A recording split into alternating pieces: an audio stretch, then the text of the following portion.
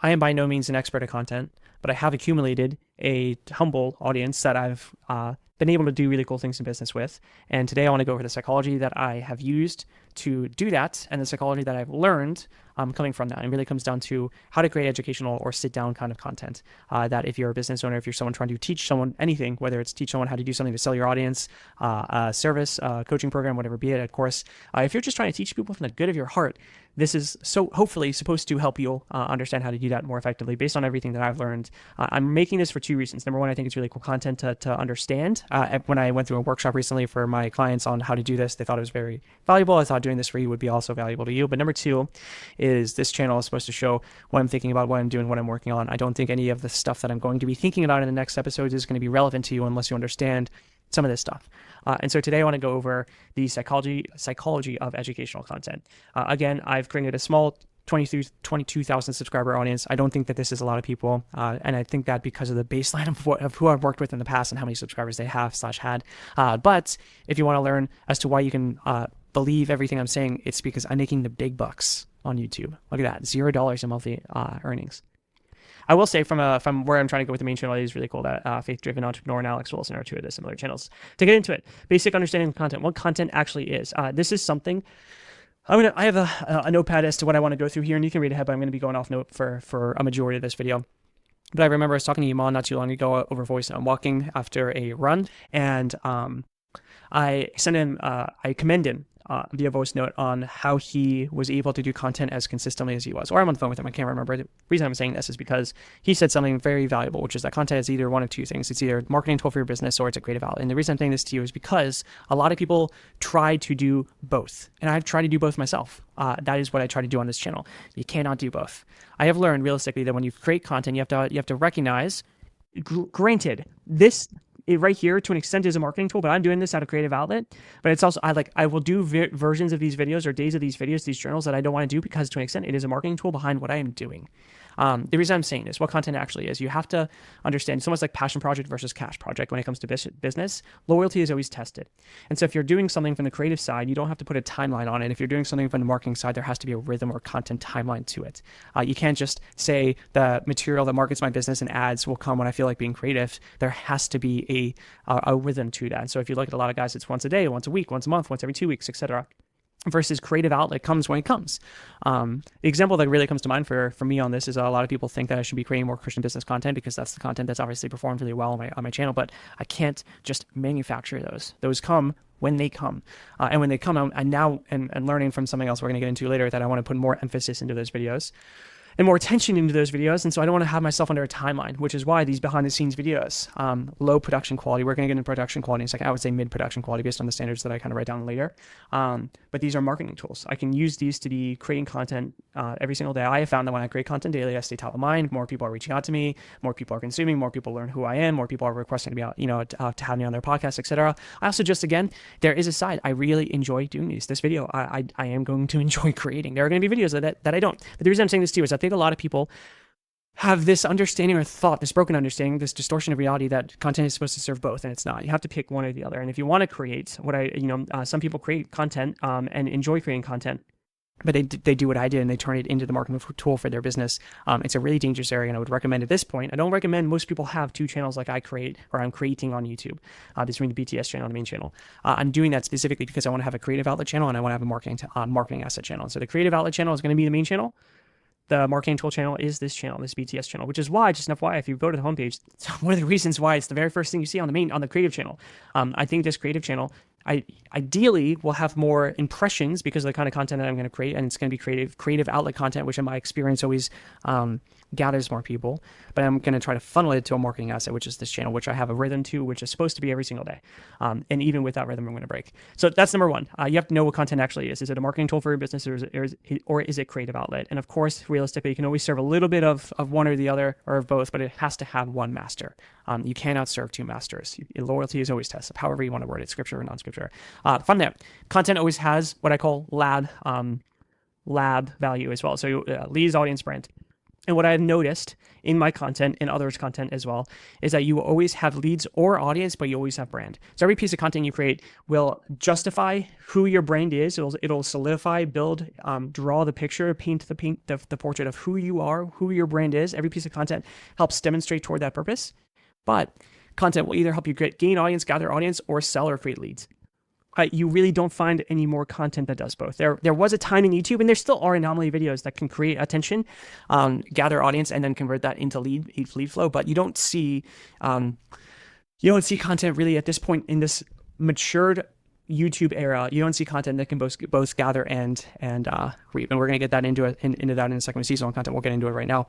You really have plant and harvesting kind of seasons and content now, which is why you see guys like Iman Gadzhi, Alex Hormozi, and so on have these event-based selling mechanics. And so Hormozi with his $100 million offer, leads, money models, events, that's how he liquidated brand. In the same kind of way with Iman and how he runs his events, that's how they liquidate. That's their harvesting season. Everything else that they're doing is planting. And the reason in my opinion, I don't work with either of them, one anymore and one in general. The reason I would guess that they do it that way is because it's a lot easier to grow audience when you're not trying to sell to the audience, and then you can have a season where you do. It's planting corn, harvesting corn, planting crop, harvesting crop, planting seeds to grow audience, harvesting the audience that you planted. So anyway, the reason I'm saying this is most people just get this wrong right out of the gate, right? If you think about most people, they are trying to create content that they enjoy, but also use it as a marketing asset for their business. And then they start to get into this twist, and then they don't do it correctly, which is what happened over here, by the way, why, if you go back to oldest content, you see when I was posting really regularly, can't say that word very well, and I started to drift down in rhythm, and I started to degrade in content, style, approach, quality, quantity, etc. It's because I started to not understand what was happening here, and then I stopped creating. In my mind, I was creating because of creative outlet, but I needed to for the marketing stuff, and I felt this burden that I didn't want to feel. I just stopped. I think a lot of people do that. Number two, I've done this too. I think everyone has at some point, but you try to create audience and lead flow from the same video, and you're going to find just a lot better if you don't. This is not to say that you can't have some kind of DM feature or lead magnet, something inside of a video to create lead flow. Just anytime you CTA, you always inherently reduce the amount of audience that's going to be gained or grown from that asset every single time. I don't think that there is an anomaly to say on that. I think that anytime you pull, you naturally don't. Every single time you extract, you're naturally taking people off the platform of YouTube. YouTube doesn't like that, obviously, because you're killing your YouTube session time, etc. But on top of that, people just have bad will toward that, and so you're cashing in the goodwill from that video instantaneously rather than banking it. And then seasonal, which goes to the same thing. Realistically, this is why you're seeing so many of the guys. Ed Lawrence is another name. This is why everyone's starting to do these waitlist workshop or webinar or whatever it is. Email list out like, hey, we're opening for 1 week, one day, 1 month, whatever it is. Sales seasons. It's because evergreen sales is just getting way more difficult with content. So you're seeing, again, the come up of webinars, you're seeing the come up of workshops and different types of sales assets that play to this harvesting kind of season of content. Two types of content that we have is educational and entertainment. Everyone's heard of this. I don't think that most people understand this. And then you have the hybrid, which is edutainment, which I'm not going to get into too much today.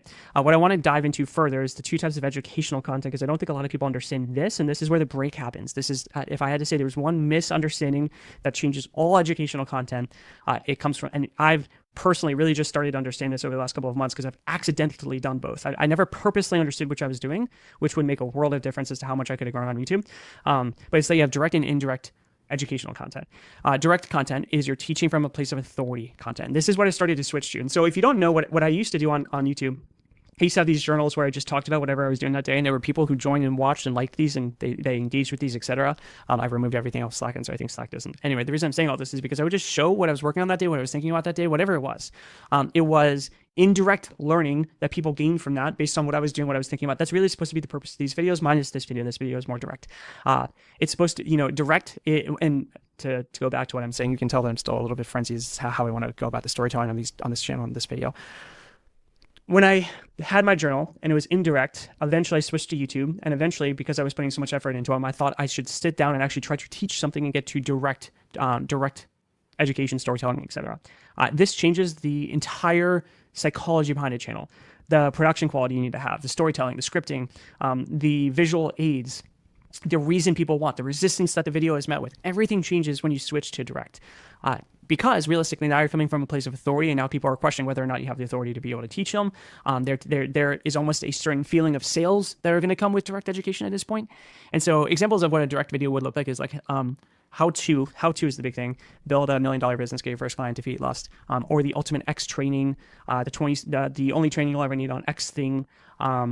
Or this video. This video is more of a direct training where I'm really teaching you through a certain topic, right? Indirect training is what this channel is supposed to be, which is, hey, this is all the stuff that I'm working on. This is, I'm going through this, and this, and I'm learning about this, and you're going to learn through it with me, and you're learning it indirectly through the things that I'm doing. These are like the how I videos you'll see, or I did X videos, or my X strategy, right? And again, these titles, realistically, some people will turn these into direct trainings, like how I did X, you need to be doing this, blah, blah, blah, blah. But how I did X, if done correctly, is just, hey, this is how I did this thing. I was doing this, I was doing this. Really, it would almost be, instead of how I would almost want to say how I'm doing X. It's like a present tense, and you can, how I'm or how I, because you can do this in a past tense. I think most people, when they do it from a past tense, try to teach it. But in reality, it should just be, my favorite way of looking at this is findings through failure. It's what I keep telling clients of mine. It's like findings through failure. What have you failed at? What have you done? What did you fail at? I think people listen to failure way more than they listen to wins, because there's something about failure that, again, if you fail on something, I'm not looking for the authority that you have. I'm looking to see what you failed on, so I don't do the same kind of thing that you did, right? There's a certain type of humility that allows me to, with open arms, listen to failure-based content. And so it's learnings, findings, thoughts, failures is indirect educational content. This is going to be a really, really big key that I'm going to get back into later. So I recommend you take this little nugget and put it in your brain and remember it for a sec. An example of the contrast between direct and indirect is that we have this massive movement right now of Miro in our industry. Everyone's trying to create these Miro videos, and some are doing it well and some are not doing it well. No one knows why they're doing it well or not doing it well. So let me break it down. Person A is creating Miro, right? And they go through their content system. An example of this is important, but if I was prepared, I would have had this up. That's my bad, guys. So I just started getting back into Miro, and tomorrow, in the next couple of days, I'm going to go through YouTube scenery, focal lengths, why I choose certain things, how I like certain things. I'm going to talk about my setup and why number one, why I care about setup stuff, and number two, how I do it, etc. This is the current setup. I'm going to go through this, right? And so in this example, person A is going through their content system. They're showing examples of their work. They're showing what they've learned. They're showing what they do. And indirectly, you're going to learn from that, right? Person B could be doing the exact same thing from a different perspective, though. They could be doing the thing of, hypothetically, this is how you set up a content system. This is how you should hypothetically set up lighting. This is what you need to do, right? And it could be the exact same. It could be that they were going through the exact same thing that I've done, or that they've taken a client through, or whatever be it. But the core thesis is different, because one channel is showing what I do and one channel is showing what you should do. And there's no right or wrong with it, but the psychologies that come with that are very, very different. One is authority-based, of like, hey, if you're going to tell me what I should do, you need to really be able to tell me why I should be able to do that, versus one is just journalistic-based, right? I don't need to see that you've done anything special with YouTube or amassed an amazing business or whatever be it for me to see your content system, to see if there's anything I can pull from it. I just don't, because realistically, you're not trying to sell me anything. You're not trying to tell me how to do something. You're not trying to teach me something. You're just showing what you do. And I'm going to intrinsically see if I can try to learn something by mimicking something that you might do. Because I'll tell you this, guys, there are people who have 200 subscribers on YouTube or 100 subscribers on YouTube, or they only make $5,000 a month or $50,000, whatever it is. There are people that I can still learn from that are well under the league of content or business that I play in. And so I still watch content like that. I think it's crazy, but vice versa, if they were trying to directly teach me how to grow a YouTube channel and they have 400 subscribers, not a chance. I'm not going to watch that. Why would I watch from someone, and why would I try to learn from someone who's not where I'm at, right?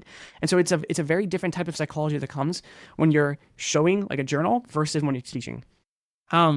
We're going to get back. Okay, so the indirect and this entire kind of philosophy, again, we're going to get back to, but I want to go to something else that is relevant before I make the final point on this, which is production quality, right? And so I think you have three main types of production quality. You have low production, which I call Rang Go, which is your Loom, your raw iPhone in the forest or raw iPhone, etc. This could be your iPhone with some kind of like basic little lapel mic.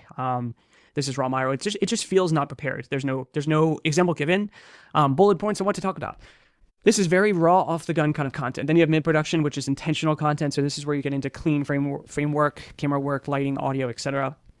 There's some kind of preparedness to this. I would say that this video is relatively mid-production. I would say that my stuff is going to be a combination of mid and low. I would say right between the two, where a majority of my YouTube content, I mean 95% of it, I have never prepared what I'm going to talk about. I have sat down after recordings, after setting up a recording scene, which is the mid-production aspect of it, and I just start talking. And so my prepared material is low production. I would say the actual production quality of what I do is mid-production.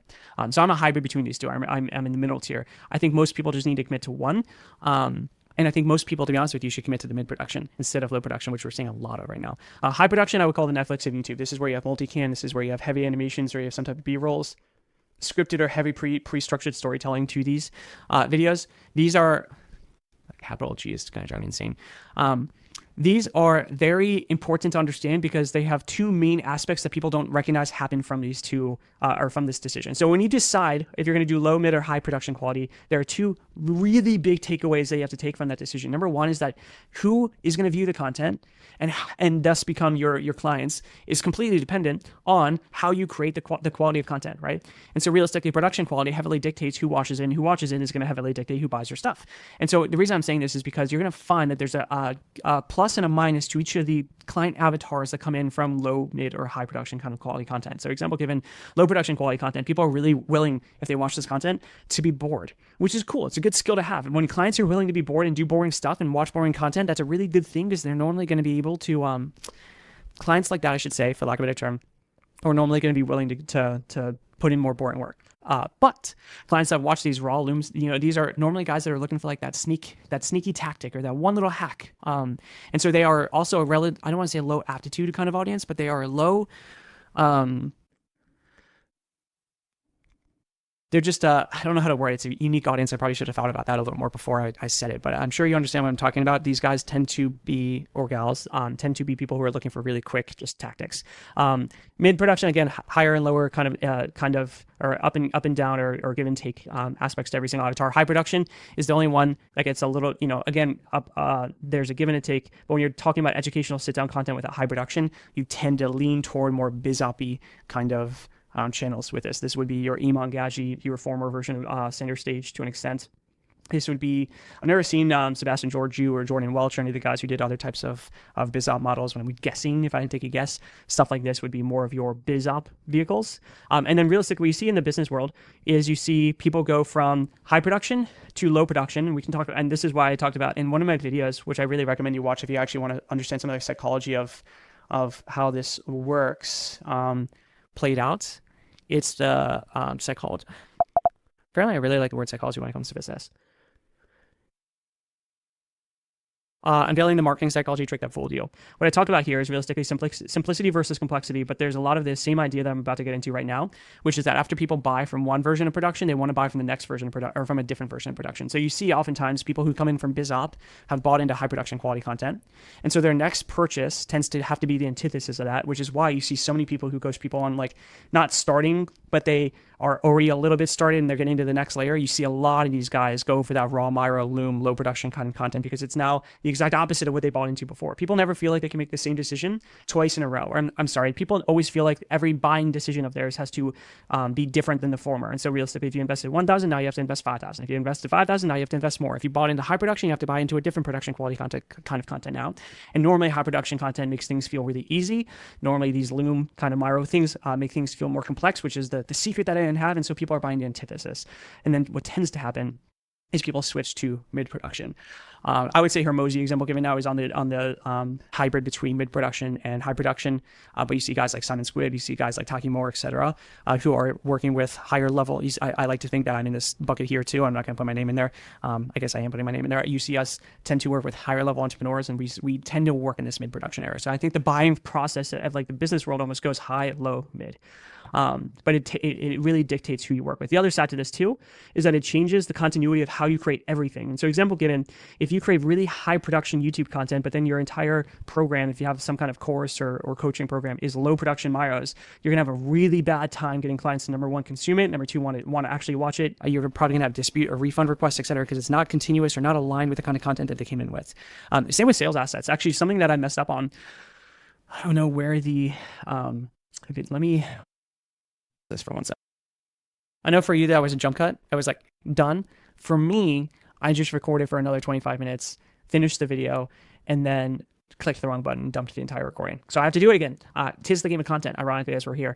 I think where I was, and give me like a minute of patience here for me to regather the same kind of rhythm that I was hopefully probably having when I first left off here, was continuity, right? So you have to have continuity from front end to back end, and also marketing.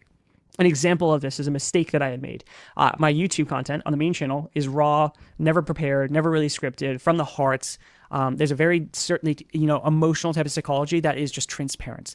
And then I funneled people to this VSL for a coaching program that I had, which was very scripted, very prepared, very insincere. And it just felt like I was reading a document. It was a very different type of content than people would first come into my ecosystem for. And because of that, the conversion rate was incredibly low of people that, number one, watched the entire thing, very, very low. I don't want to pull it up and do another one of these things where I have to re-record again. The drop-off rate was incredibly high, which is unusual for my videos because of the fact that it was different than the content that they enjoyed normally watching. And then from that, the amount of people that watched to the point of CTA and then actually converted through was just incredibly low because this was a different type of content. It wasn't aligned or wasn't continuous with the content that brought them in the first place. So you have to have continuity. I'm going to take this point right away and get to authority signaling, which is not a long point. I don't want to get into authority signaling heavily today. This is something I actually say I didn't cover too much at the end of this. And the reason for it is because I think this is an entire video on its own. But there are really two main types of authority that you can create in a video, and that is spoken and unspoken.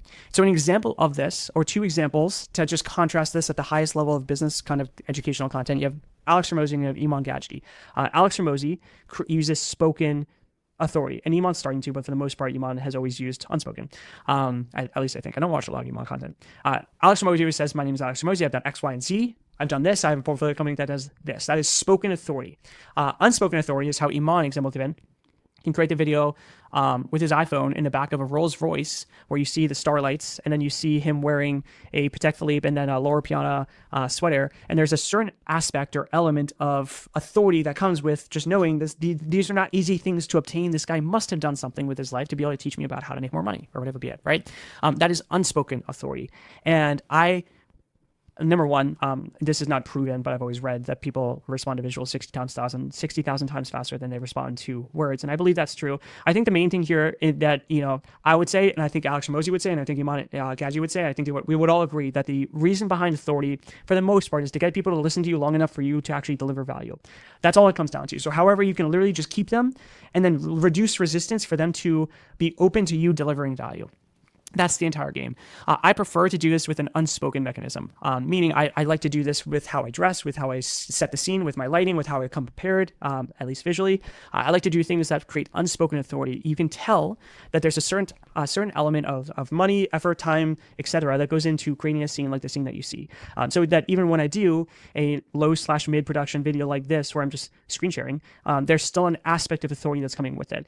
You can even get into the fact that I didn't say it, but I pointed at the fact that I have 20-something thousand subscribers, which gives me at least a minor amount of authority when it comes to YouTube. But I guess that would technically be more spoken. An example of me doing this the wrong way is that I've created content on the business channel when I had someone writing some of the business channel content for me that was doing it on how much content or how much cash I've helped collect in InfoSpace. And I hated it. Every single time I created a video with, I've helped do X and Y and Z, it like put a dagger in my heart. I really don't like spoken content. I don't like spoken content for a few reasons, but I also think that it's becoming more common that people don't like spoken content for the fact that everyone feels like they're not going to be sold to. If you hear someone say what they've done and all their accolades, you start to put your walls up because you start to think this person's going to try to sell me something. And so I think realistically that spoken authority is having a little bit of a decrease, which is, and unspoken content's always been there too. And certain elements of this is also having a decrease. Obviously, there's the Lamborghinis and the shiny watches, etc.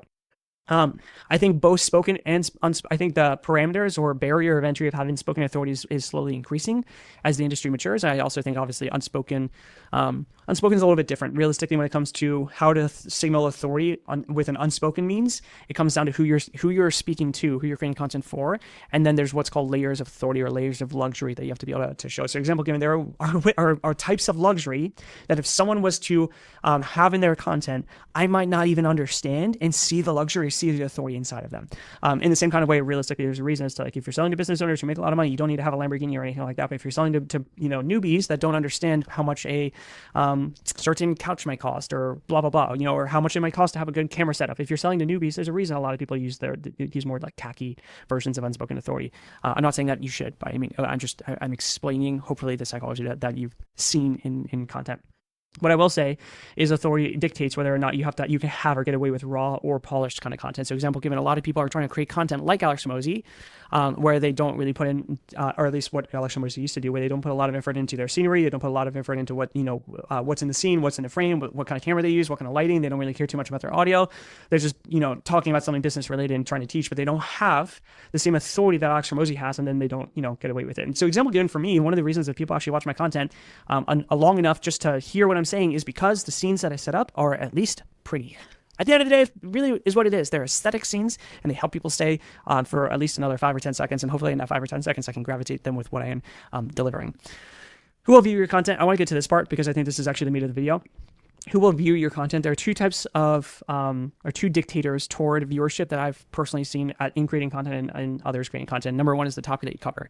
So example given, if you create content for, Is College a Scam? If you create content around Is College a Scam, how to make your first $1,000 online, what to do after high school, etc., you're going to naturally get people who are younger, who are likely to have less purchasing power, etc. If you create content around how to invest in 401k or how to leverage your PTO to have as many, to have as many long holidays as possible, etc., you're going to be getting people who work in corporate America. If you have content focused on AI, you're going to right now be actually, for some reason, not for some reason, it's kind of cool, reaching an older demographic. Based on what kind of content you cover, you're going to start to reach certain types of people. And then on top of that, inside of the topic, you're going to have similarity bias, which is the bias that people like to see content from people that resemble themselves. So example given, I'm 31, a majority of my audience is 25 to 35. I am a male, 94% of my audience is male. I am in the United States, a majority of my audience is in the United States. I'm a Christian. A lot of people who are following me, as you can see on the former page, are starting to become Christian entrepreneurs, which is cool. I really, really like that. If I go to here, and go up here, you'll see Faith-Driven Entrepreneurs, a similar channel to mine with similar audience, at least according to VIQ. And if I talked more about the fact that I'm a dad, you would start to see more dads start to flow into my content. There are certain elements of content, certain elements of who you are that people are going to see and think this guy's similar to me. And that's race, gender, age, belief systems and structures, what you wear, etc. Like all these things create similarity bias. And so anyway, similarity bias inside of the topic that you cover is going to dictate who watches the content. You have to keep that in mind to an extent because it's also going to dictate how you have to produce your content and how you again have to teach your content from there. All right, so all to get to this, if I were a YouTube coach, what would I teach for people who are trying to teach people and, impact others, change the world, educate the market, create a business, create leads, etc.? What would I teach? In short, very, very simple, I would say create indirect content over direct content, which is journalistic content over teaching content. The principle or the idea behind this channel of not having content minus this video that is directly teaching others, but just showing what you're building is what I would do. And there's a few reasons for it. Number one is that just most content creators, specifically most coaches in the industry, are not really worthy of teaching others directly. You might be able to look internally and see that. You might have enough pride or still have enough pride where you think you are someone who is worthy at 20 years old of teaching other people how to make a ton of money. But in reality, when it comes down to it, and I can't blame you, by the way, when I was 20, when I was 25, when I was 28, I still thought I was the shit. At 40-year-old Paul, we'll think 31-year-old Paul was a dumbass. Sorry for the language. But the reason I'm saying this is because that's a large reason as to why I'm switching back to the indirect content. I really don't think that I should be teaching anyone until I am someone who I can look at has dominated a certain thing for 10 years or has created such an insane authority in a space that I can speak about it because the authority speaks, because people are asking me to speak about it at that point. So example given, if Iman has collected $100 million or accumulated $100 million in worth, and people are asking him how to do that, he's more than able, even though he's younger, to now teach on said subject. But for the most part, really, most of you guys are not someone who should be teaching directly. And so if that's the case, then we want to get into teaching indirectly. And there's a few reasons for it. Number one is there's less resistance. And there's less resistance because people don't have to prove, or do I have you here? I have lesser authority needed. People don't have to prove whether or not you have the authority to be teaching them in the first place. I think I talked about this already, but if I didn't talk about this, realistically, if I am watching your content and you're trying to teach me something, I'm going to be vetting in my mind, are you worthy of teaching me this thing? Versus if you're just creating content around what you're doing, I'm not taking that same psychology into the video. I have less resistance because I'm not trying to prove whether or not you have the ability to teach me the thing. And so I have less resistance as a viewer. I also don't feel like I'm being sold to, which creates less resistance as a viewer. I feel like you're just talking to me about something that you're currently doing. It doesn't feel like you're teaching me something so you can sell me something. I also think that these inherently are also more valuable. I don't have that note here, but I think realistically the majority of people showing what they're doing or what they're thinking about, what their thought structures are, I think these are more valuable videos overall. Number two is because of the fact that you can also create a higher volume of them, they build your storyline or your brand deeper. So I want you to think about a couple of examples here, but the main part to this is if you're showing people how you think, what you're doing, what you're building, what you're trying to do, where you're trying to go, if people know that and you're creating a higher volume of content showing that, inherently you're creating a really good story and people are going to follow it. I think a good example of this, and I hate constantly talking about Iman, but he's someone who's created a really good brand, has a large following, and I know him really well, so it's a good example for me to use. Iman has been creating content since 2016, and for the longest time, if I had to take a guess, all he was doing is saying, ironically, I never really watched a lot of Iman's content, but you used to laugh about that. He was creating, I'm guessing, a brand toward a certain direction of trying to get to X goal. And a lot of the videos that I have seen were indirect trainings. Indirect videos about him doing X, Y, or Z thing. And even now, what he's actually doing is he's switching a lot of his main channel to do the same thing, but to get to $1 billion worth, right? And so he wants to get to the point where he's worth $1 billion. And now, and I think he's even set that as the official story. And he's doing these indirect, like year recap kind of videos talking about what he's learned from that last year as they get to the point of doing $1 billion. And you're learning through that indirectly. And so even Iman is doing something like this where he's doing indirect. Obviously, he has the authority to do direct, and he does do direct, but he's also doing indirect. It's easier to create high volume with. In the same kind of way, this channel is a daily channel. It's supposed to be every single day, Monday through Friday. I can only do that if I'm not directly trying to teach you a new subject every single day. If you've ever tried to create content where you're teaching people over and over and over, sitting down, creating a story, creating visuals, it's very time intensive. Really, really hard to do that. And so you can't create a lot of high volumes. This is why most people try to do one video a week or one video every 2 weeks, etc., which is going to be more toward what I do on this main channel. It's going to be a lower frequency volume. But on this channel, I can do higher volume because all I'm doing is low-ish production, high volume on what I'm thinking. I don't need to have a massive story that I'm trying to tell. I can just tell you what I'm doing that day. And if you learn something, great. If you don't, you didn't learn something from that day. Again, less authority needed. And then, or I'm sorry, at first I said you don't need to, people are going through for resistance of whether I need to proof your authority. In this case, even if you don't have a lot of authority, you can get away with this kind of content because it's not about who you are, it's about what you're doing, where you're going. And allows for lesser production quality. That's the other thing, realistically, when it comes down to today's market, I think that if you're going to do direct training, you really have to start to get into this higher production kind of quality. Unless you're someone like Ryan Clark who can just spit game and go for low production, most people, if they're going to directly try to teach, they have to start playing this game of higher production because that direct educational content, you're getting into this game where you're really competing with guys with massive budget, massive operations, massive content teams, etc. And I think a lot of people just don't have the taste to do this. I think to an extent, realistically, to create something that's really well produced, there are very few people in the world that I've seen that create really, really well, highly produced content that's educational. And there are a lot of people who try to create highly produced content and it just sucks. And what I will say is if you're trying to create highly produced content and you don't have good taste for it and the videos don't look... a lot of these videos just look like trash. And people will try to create a really highly produced video. It'll miss the mark by just lack of taste, a little bit off in some kind of way. And because of that, it looks worse than if you just did a low production in the first place.